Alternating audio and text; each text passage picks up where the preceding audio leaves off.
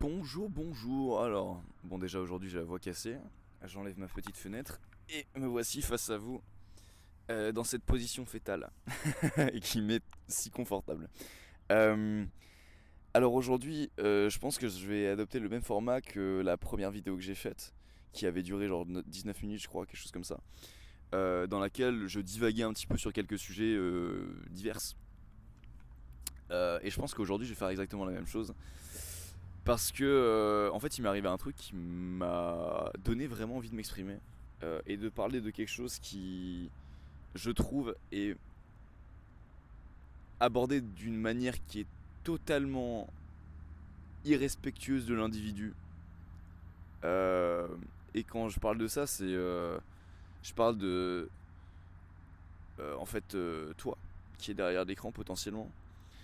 Je parle de pornographie, je parle de nofap, je parle de d'abstinence.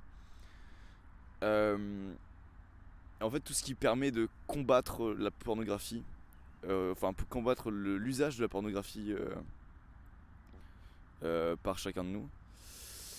Je viens de lâcher un texte, vous l'avez peut-être entendu, et j'ai pas envie de faire genre ça n'existe pas. Euh, Par où commencer? Déjà, qu'est-ce qui s'est passé aujourd'hui euh, et en quoi ça m'a fait penser à tout ça, toute la vague de résistance à la pornographie. Euh, Aujourd'hui, il se trouve que j'ai regardé de la pornographie. Et ça m'a particulièrement marqué parce que c'était la première fois depuis 3 mois, quelque chose du style. La dernière fois que ça m'était arrivé, j'avais aussi été marqué fortement. Ça m'avait aussi bien renforcé dans une espèce de discipline, même pas en fait, de mindset qui je trouve était vraiment sain. Mais force est de constater que je me connaissais pas assez pour totalement éradiquer ça. Aujourd'hui, en fait, à un certain moment, pour une raison que je n'explique pas encore, certainement à cause... Oula, putain, j'ai fait drifter le truc. Certainement à cause du vide qui m'habitait à ce moment-là, j'ai eu l'intention de me masturber et la tâche commençait de regarder de la pornographie. À ce moment-là, bon voilà, je sais même plus combien de temps ça durait, je pense quelques dizaines de minutes, mais bref. L'idée c'est de me dire que euh, clairement j'en avais envie. Et clairement j'ai cédé par connaissance de cause, en sachant que j'allais le regretter. Enfin pas que j'allais le regretter, mais que j'allais me sentir mal après. Que j'allais me sentir mal pendant.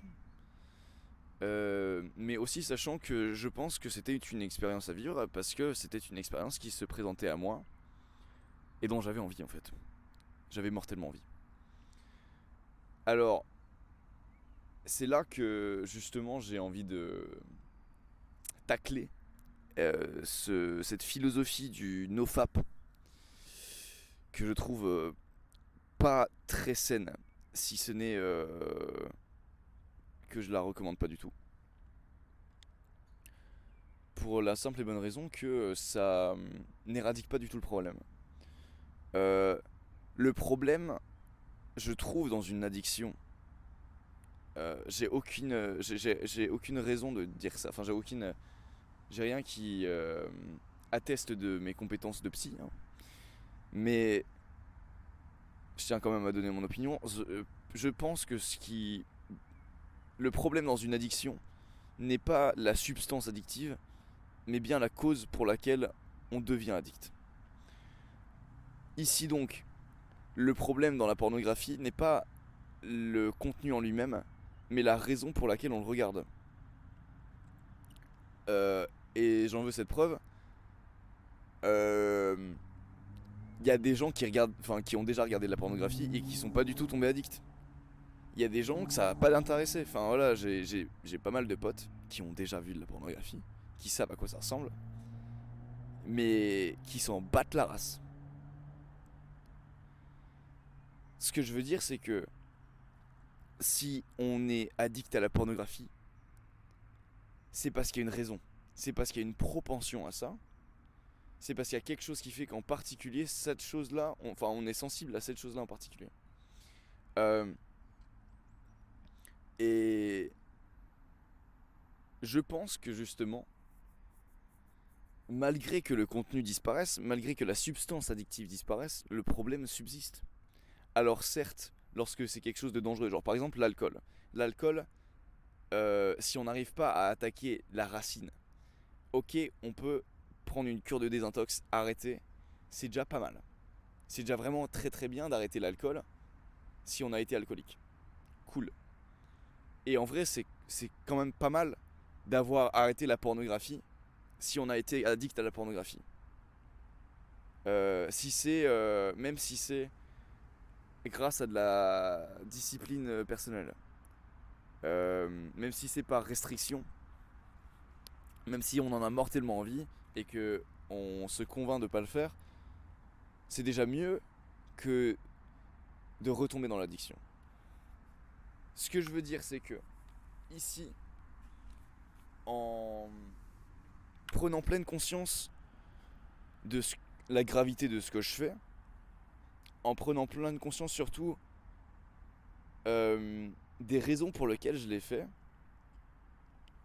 ça me permet de profiter de l'expérience à fond, pas de profiter dans le sens où c'est cool, enfin c'est agréable, mais dans le sens d'en ressentir tout ce qui s'en dégage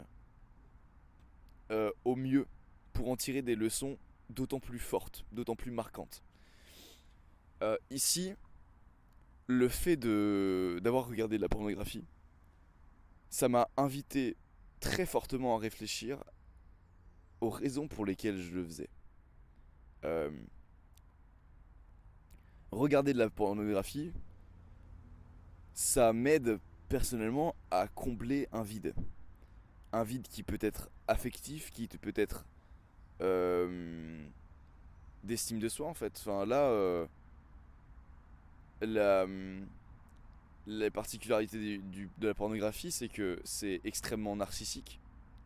Euh, Parce que c'est fait pour assouvir les pulsions de l'homme. La femme devient un objet qui est malléable, qui est facile d'accès. Le contenu est facile d'accès lui-même. Euh, Tout est accessible. Euh, Ce qui est en soi génial avec la pornographie, c'est que tout est représenté et tout est facile d'accès. Ce qui fait que n'importe qui et à n'importe quel moment, on peut être euh, satisfait, satisfait d'une expérience pornographique. Même au plus bas, même au plus bas de l'ennui, même au plus bas de son estime. Euh, et ça fait partie des trucs qui font que la pornographie c'est addictif. Euh, Ce qui implique qu'il y a un manque quelque part aussi. Si tout est représenté, tous les vices sont représentés, c'est parce qu'il y a des vicelards pour les regarder et des vicelards qui ont des envies particulières qui leur sont propres, qui sont dues à des failles qui leur sont propres aussi. Euh, Personnellement, en toute honnêteté, les vidéos que je regarde sont pas du tout à contenu romantique. Ça n'a rien de romantique, c'est même tout à fait autre, tout à fait bestial. Euh, c'est la femme devient clairement la femme devient un objet, l'homme est dominant, c'est ça l'idée. Et certes, il y a des symboles qui me sont propres. Euh, bon, ici, on parle de. Enfin, moi, un truc qui me trigger, c'est l'éjaculation interne. Ok, bon, fait à neuf. Euh, mais ça reste le principe de mon corps t'appartient. Enfin, ton corps m'appartient plutôt. Ton corps m'appartient. Et enfin, le corps de la femme m'appartient. Bref, il y a un délire de domination, il y a un délire d'insécurité, il y a un besoin de se sentir supérieur. Ok, ça c'est les leçons qu'on peut en tirer. Et c'est cool de le savoir, déjà. C'est cool d'en prendre conscience. Maintenant, la raison pour laquelle c'est intéressant d'en prendre conscience, pour ça il faut que je parle un petit peu d'inconscient. Et que je parle d'une très belle image en fait, que j'ai écouté, enfin que j'ai reçu d'un podcast il y a quelques jours, il y a genre 2-3 jours. J'ai écouté un podcast en fait dans lequel le mec utilisait donc une métaphore pour parler de l'inconscient, des pulsions et, et du refoulement. Euh, Déjà, je vais définir un petit peu ce que c'est. Dans un premier temps, l'inconscient, bah, c'est tout ce qui ne nous apparaît pas comme un choix, comme libre arbitre en fait. Tout ce qui se fait instinctivement, par réflexe, sans y penser. Et qui pourtant influe en fait enfin, ce qu'on fait en fait, les choix qu'on fait. Euh, Dans un deuxième temps, peut-être la pulsion aussi. Pulsion, c'est une force psychique. C'est quelque chose qui nous fait tendre vers quelque chose, enfin vers des actions, qui nous pousse à assouvir des désirs en fait. Euh, et ensuite, je crois que j'avais envie de définir quelque chose d'autre. Le refoulement, ouais. Le refoulement, c'est l'action consciente de négliger euh, quelque chose dont on a conscience en fait. Euh, C'est-à-dire, ah, j'ai pas envie de me voir comme ça par exemple. Genre là par exemple, l'idée ça aurait pu être le porno. Dire que, ah, j'ai pas envie de voir que j'ai regardé du porno. Je vais faire autre chose pour pas y penser. Je vais attendre que les jours passent pour ne plus y penser. Ça, c'est du refoulement, par exemple. Et donc, l'image est la suivante. On est dans une salle de conférence euh, et je suis conférencier. Enfin, donc on est dans un amphithéâtre, voilà, avec des étudiants. Et moi, je suis le professeur. Ça peut être vous, ça peut être enfin, c'est n'importe qui, de toute façon. C'est n'importe qui. Et les étudiants, donc, euh, ont tous comme objectif, et ça c'est important de le savoir, de suivre la leçon. En fait, tout va s'éclaircir après. Euh, Il y a un étudiant en revanche qui pendant la leçon commence à s'agiter, commence à foutre le bordel. Et donc assez naturellement, le réflexe qu'on va avoir, ça va être de le faire sortir de la salle. Euh, en fait, c'est parce que moi je me suis levé, j'ai décidé de le faire sortir de la salle. Et avec mes petites mains, je le prends par le col et je le dégage. Je ferme les portes, mais euh, avant même que j'ai pu me rasseoir sur ma chaise et continuer ma leçon, il commence à faire un vacarme, à taper sur la porte, à foutre le bordel en fait, alors qu'il y en avait déjà un. Et, et force est de constater que même si je reprends la leçon, elle est hésitante, elle n'est pas fluide. Et j'avance pas aussi vite que je voudrais.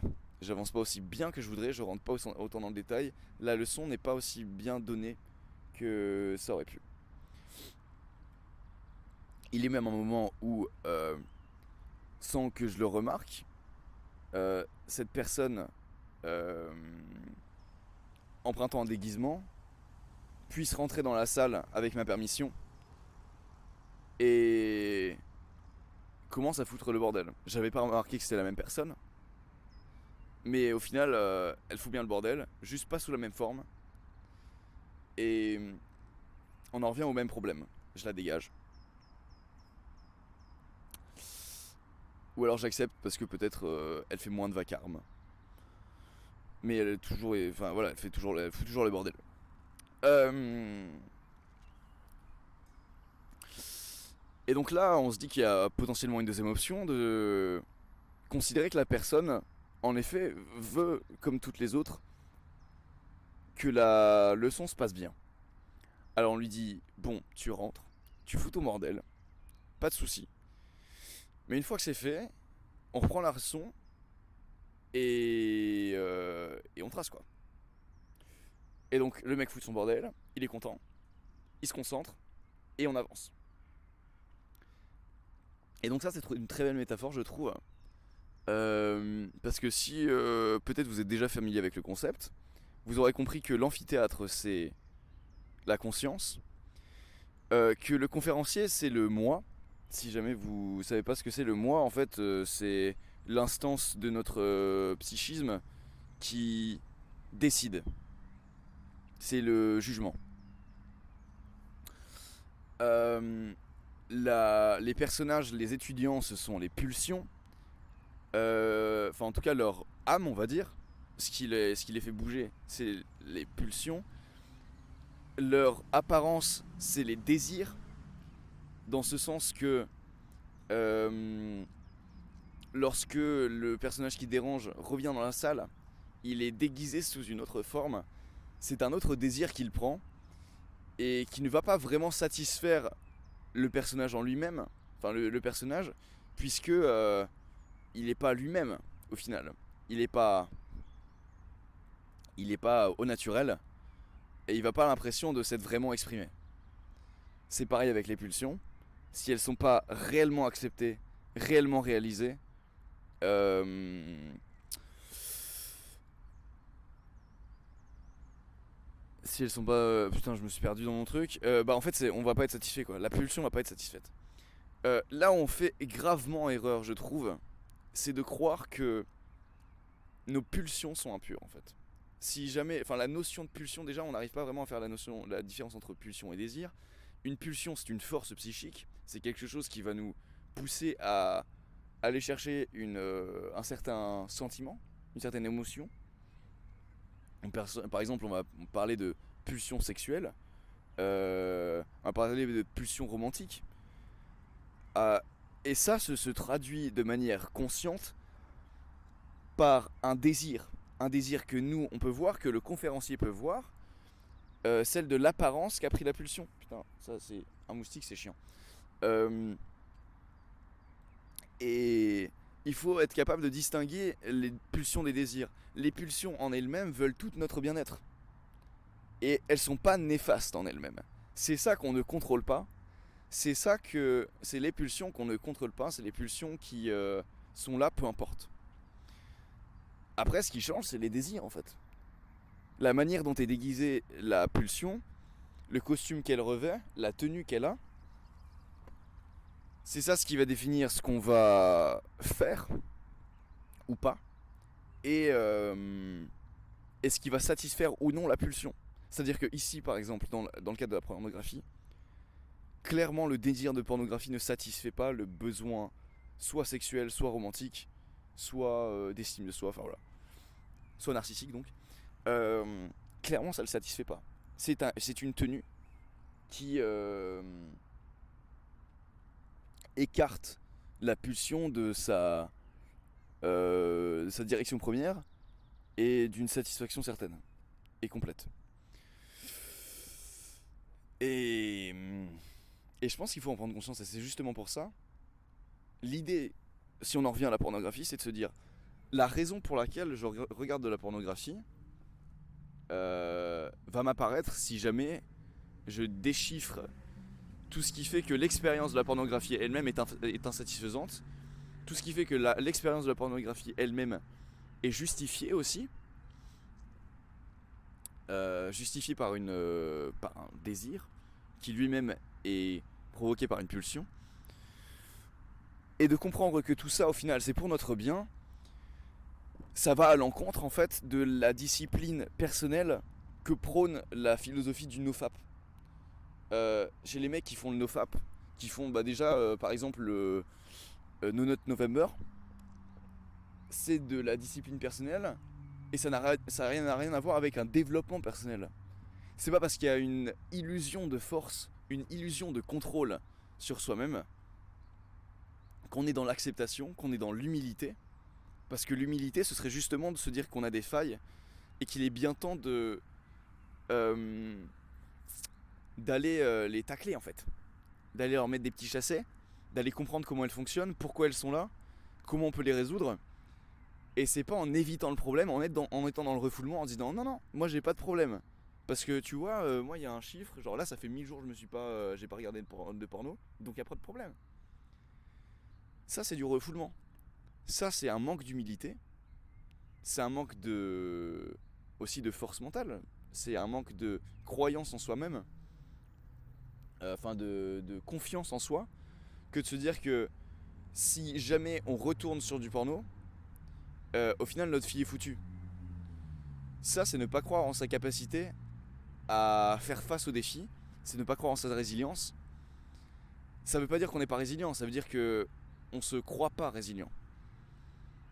Et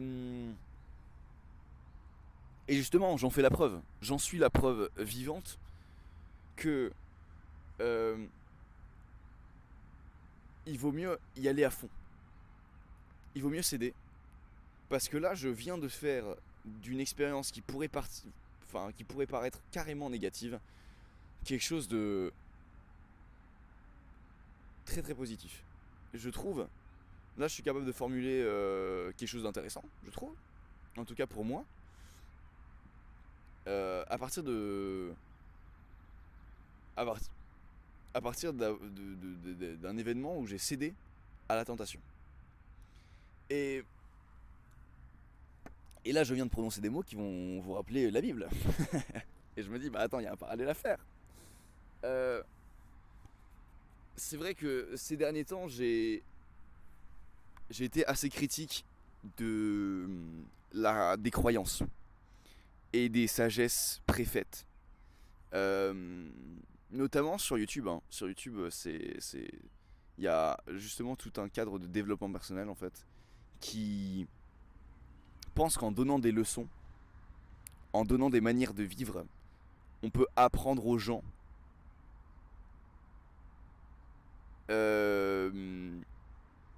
à vivre eux-mêmes.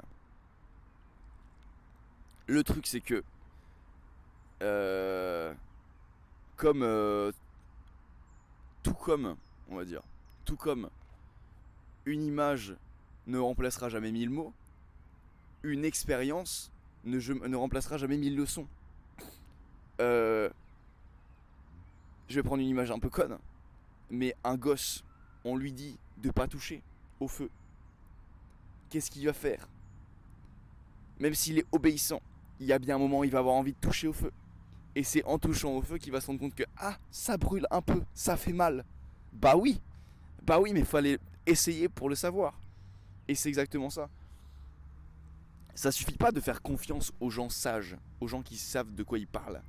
Il faut savoir pourquoi ils savent de quoi ils parlent. Et ça, ils peuvent pas le transcrire en fait. Ça, la seule raison, la seule manière, c'est de le faire soi-même, d'apprendre soi-même. La seule, euh, la seule sagesse qu'on peut apprendre aux gens en fait, c'est la sagesse qui parle à leurs expériences à eux.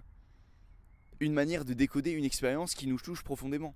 C'est-à-dire que là, par exemple, je suis en train de décoder la manière dont j'ai vécu mon expérience avec la pornographie.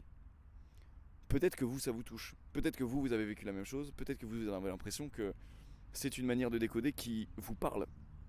Mais vous pouvez pas le comprendre si vous n'avez jamais eu de problème avec la pornographie. Et c'est vrai partout. Euh, et c'est vrai, donc là je reviens en religion. Le problème de ça, c'est que les religions tendent à donner des leçons sur des trucs qui n'ont jamais été appris en fait. C'est-à-dire qu'il n'y a pas de raison de comprendre que c'est péché que d'être jaloux si on n'a jamais été jaloux. Ou en tout cas si on n'a jamais été assez jaloux pour que ça nous retourne sur le cul. C'est ça ce que je veux dire. C'est que c'est pas péché en fait que d'être jaloux. C'est juste que c'est pas la bonne strate quoi. C'est complètement con d'être jaloux. Et ça faut le vivre pour le comprendre. Les 7 péchés capitaux. c'est pas des péchés. Ça n'a rien à voir avec ça. C'est des manières de vivre qui sont incomplètes. C'est pas une question de faiblesse que d'être dans un de ces trucs-là. C'est une question de. C'est un stade de maturité.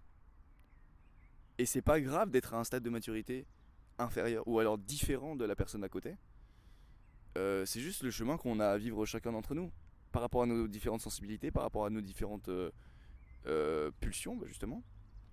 Nos différentes failles narcissiques. On va avoir des envies qui sont différentes.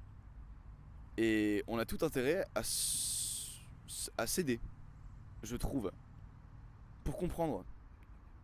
Parce que justement, le nombre de personnes qui ont été croyantes et incapables de comprendre pourquoi,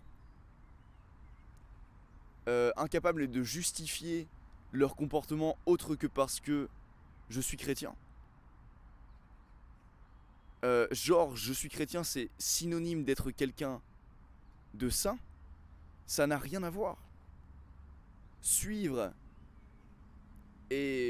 suivre un chemin qui a été tracé par quelqu'un d'autre et tracer soi-même son chemin, ça n'a rien à voir.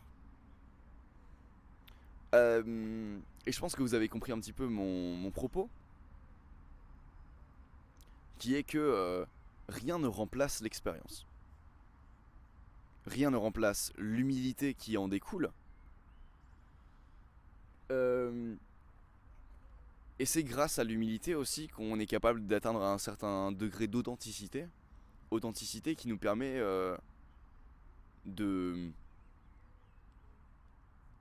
d'avancer là où la satisfaction est.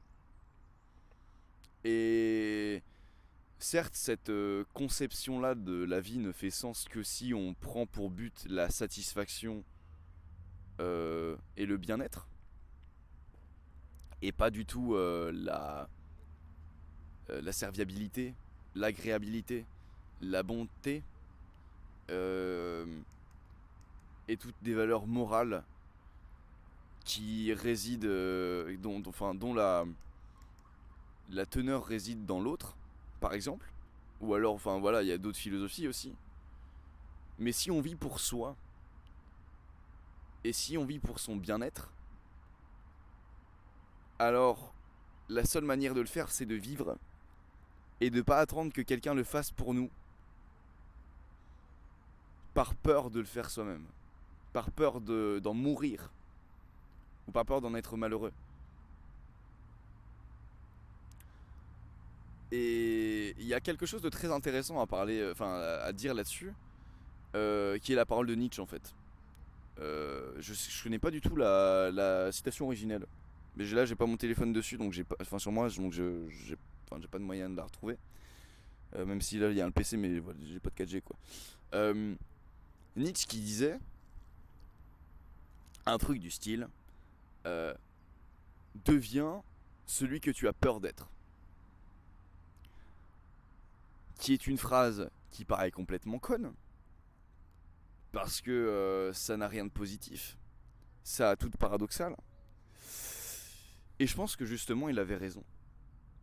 En ce sens que si on a peur de devenir quelque chose, c'est pour de très très bonnes raisons. C'est parce qu'on sait que il y a une fragilité là, qu'on se relèvera peut-être pas de ça. Youp.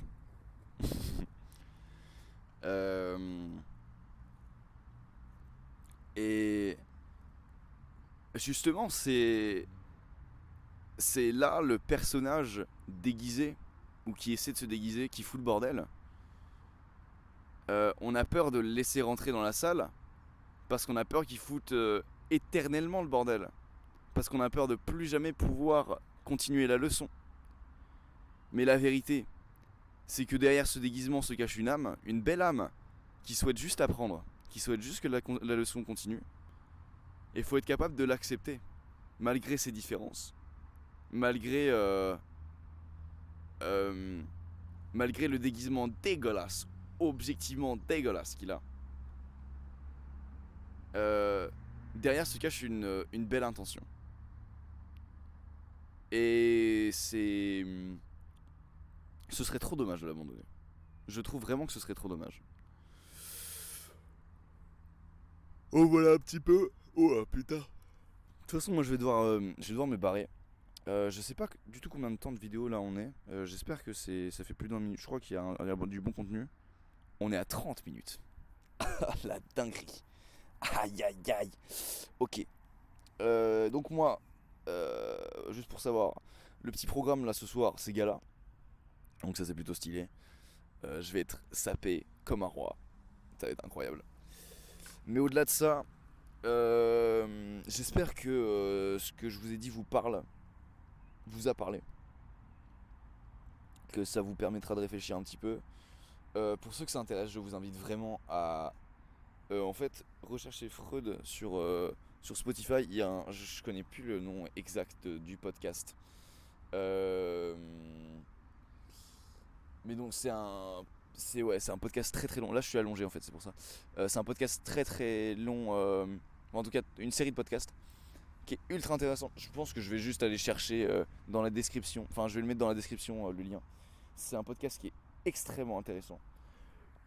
En tout cas les premiers. Que je vous invite à écouter très fortement. Euh, et voilà, soyez en paix avec vous-même. La vie est belle. Tout est là pour votre bien. Il s'agit juste de l'accepter. Je vous fais des énormes bisous sur le front, la joue et les fesses. Et on se revoit très bientôt, j'en suis sûr. Bisous.